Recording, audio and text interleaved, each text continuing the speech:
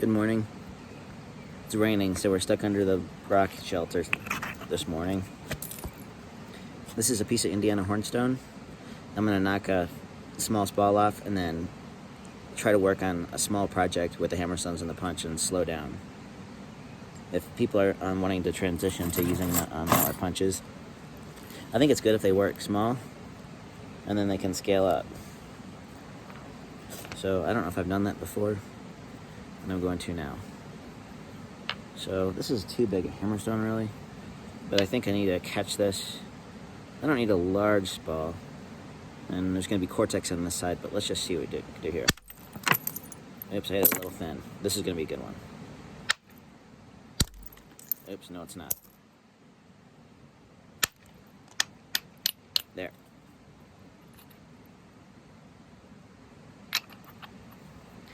It's probably better that I flubbed my first two, because that took that thickness down to the platform. So this is excellent material.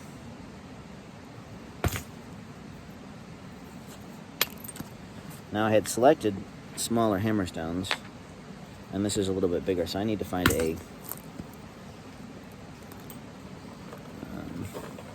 I guess we'll have to use this one. I prefer narrower, but I need to collect some new hammerstones. So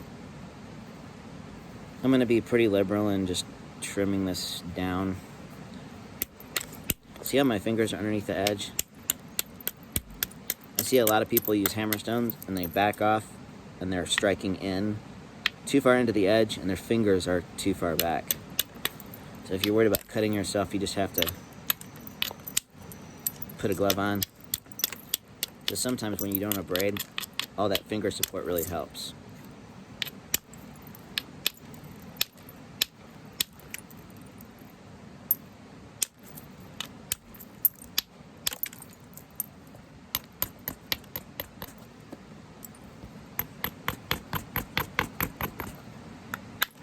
I'm not off to a great start here.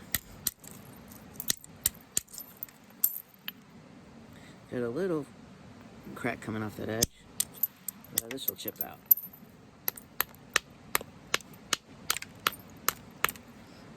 Sometimes you have to hit cortex, it just takes more hits.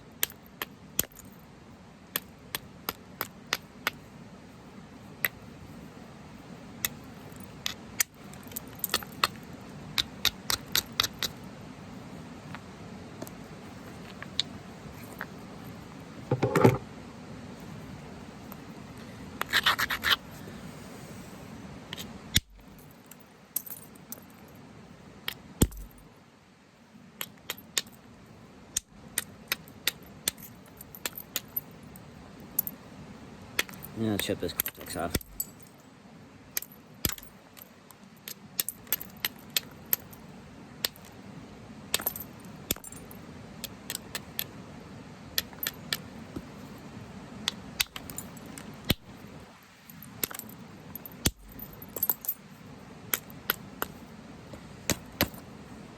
I'm not gonna try to, I'm just gonna try to do some little bit sloppy hammerstone work.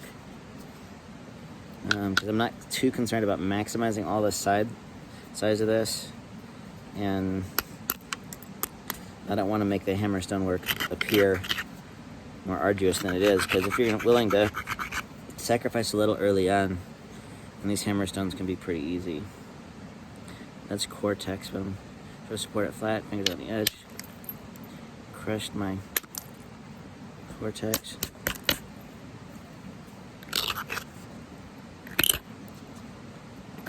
That hurt, like, yeah, there we go, released a little bit.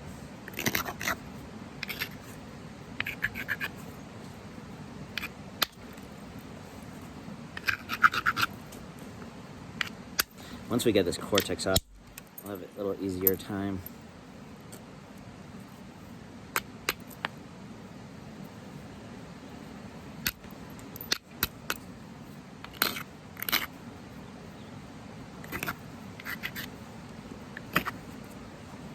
Sometimes you just need a tiny flake down, not in. Slow your hammerstone speed down because it's got the cortex on it where you're striking.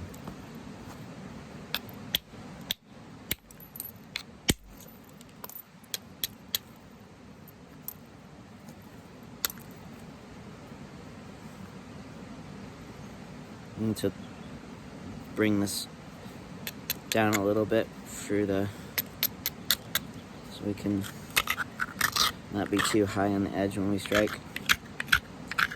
I do a lot of abrading this way too.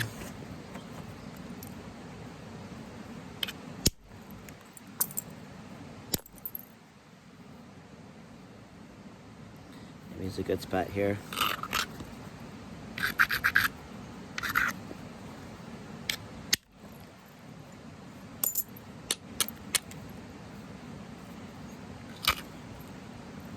This is a nice rock.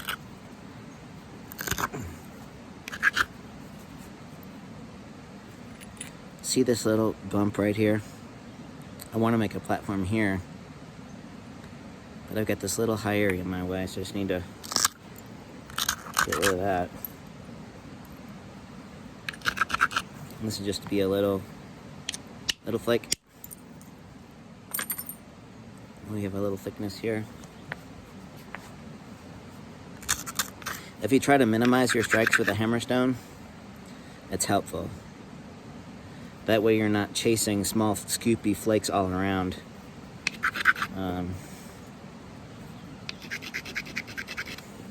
Hammerstone is a really good early aggressive thinning tool. And then you run a course with a certain mass of hammerstone, just kind of set it down.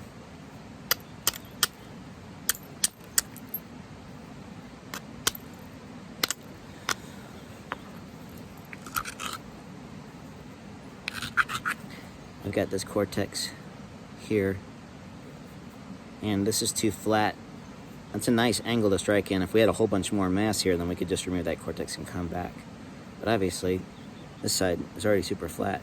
So we just need to take some little flakes back down on the angle. There's a little one there, another one, another. See my fingers under the edge?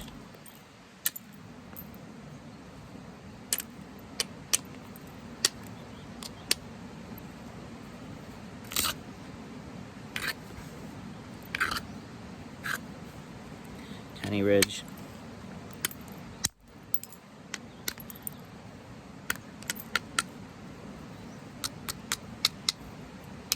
Where it's flat, we just kind of have to just do little tiny flakes of the harder hammerstone.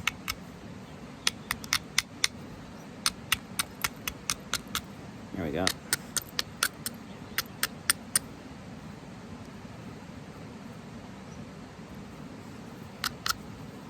Okay, this is the stage where this hammerstone is done.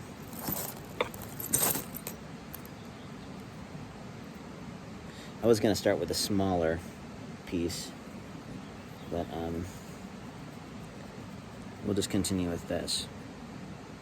So now if I had a narrower hammerstone that was gritty, I could make quick work out of the stage before the punch work. But let's make a point with a little bit more body on it and switch to the punch in part 2.